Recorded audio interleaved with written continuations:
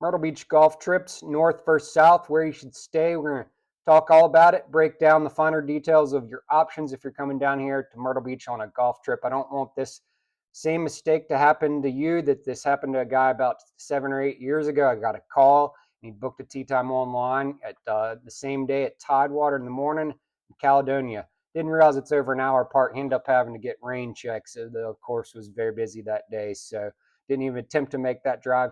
Don't want that to happen to you. A lot of people don't realize that the farthest north course and the farthest south course in Myrtle Beach are 2 hours apart. And the Grand Strand is technically 60 miles, but the golf industry spans 90 miles. So you guys really, first thing you want to do if you're coming down here on a trip is decide which area of the Strand you want to stay on. There's 4 options, and as far as I'm concerned for golf packages that'll keep you close by to a lot of great courses. You got Brunswick County, North Carolina, just across the state line. You got North Myrtle Beach, all the way down to pretty much right at the 501 area. Well, and you got Myrtle Beach there from 501 down to 544, and down below is the south. So that's 4 regions.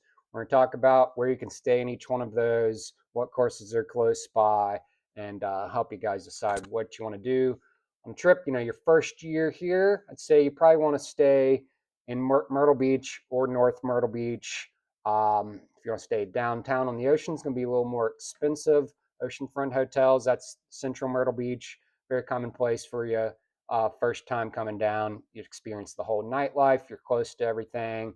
And, you know, if you want to test some courses on the south or north, you're within an hour to the very farthest south or an hour to the very farthest north. So definitely recommend, staying Myrtle Beach proper on your first trip until you kind of figure out which courses you like and which side of town you like. If you are coming down here, think about Myrtle Beach Golf, powered by Golf Track, best package company here, been around the longest, take great care of you, really good deals on packages when you package courses together, save you guys time and money, work with someone. And there's an app once everything's paid, simple to use app, pay right there, check payments, and look over your trip right on the app. Book at every course, 450 different lodging options. So you guys can actually schedule a call with me, take great care of you, talk about your trip, and hopefully get you booked right there in one call.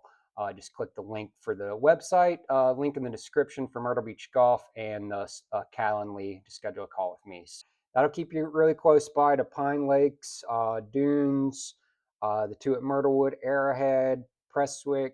Drive down 501, you hit a ton more Man of War, Wizard, Legends. So those are all within like 20 minutes. And then you come back again and you think about staying south, which we'll touch on next, which great region. Things get a little nicer, fancier, just kind of the environment, the roads, the shops gets a little nicer when you head down to like Murrells Inlet, Pawleys Island area. You had a lot of great courses right down there. We have super convenient lodging at Litchfield by the Sea, which is a massive property, has units right there at the beach at the Litchfield Resort on the left, and then there's tons of fairway units at River Club and Pawleys and True Blue, and comes with a great breakfast there. So that's definitely where you stay if you're going south. Stay at that complex, and I mean you got True Blue, Caledonia, Willbrook, Heritage, Pawleys Plantation. There's others, River Club Tradition, Litchfield, Founders, Wedgefield, which is the farthest south course, about 25-30 minutes or so. So tons of great courses. You don't even have to leave that area.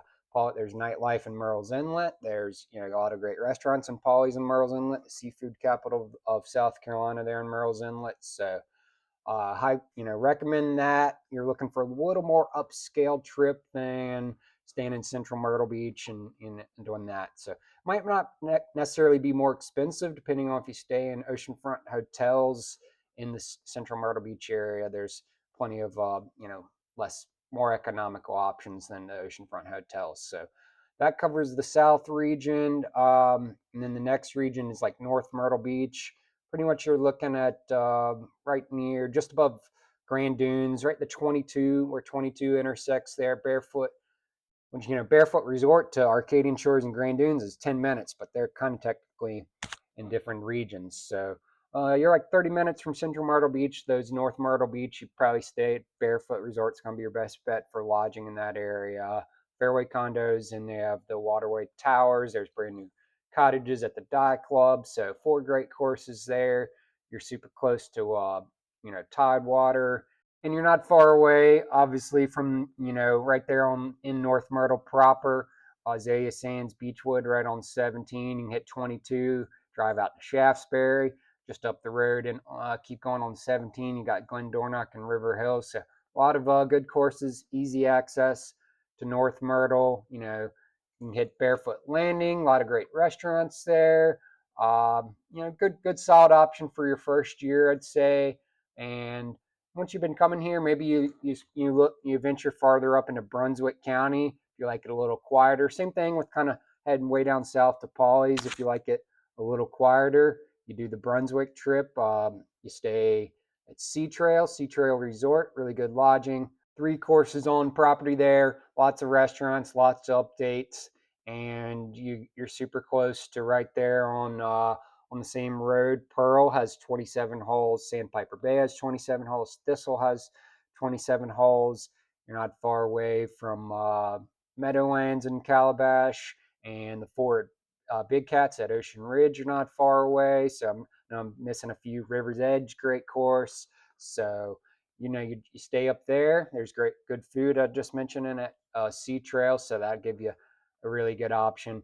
You do that trip, or you do the Brunswick trip or the South trip, and you're probably not going to venture out and want to hit downtown Myrtle, driving 45 minutes each way, hitting the bars and restaurants on the main strip there. So that's why I was kind of suggesting you probably do that, or even the North Myrtle trip your first few years, and you start expanding, trying other courses. There's great courses the entire strand, the 90 miles, as I was mentioning. So just keep that in mind. I don't want anything crazy happening, and guys booking a course way out of the way. So, but if there's any questions about trips, shoot me over an email, give me a call, or schedule a call, or if you any random questions, follow my Instagram. You guys can DM me random questions on Instagram.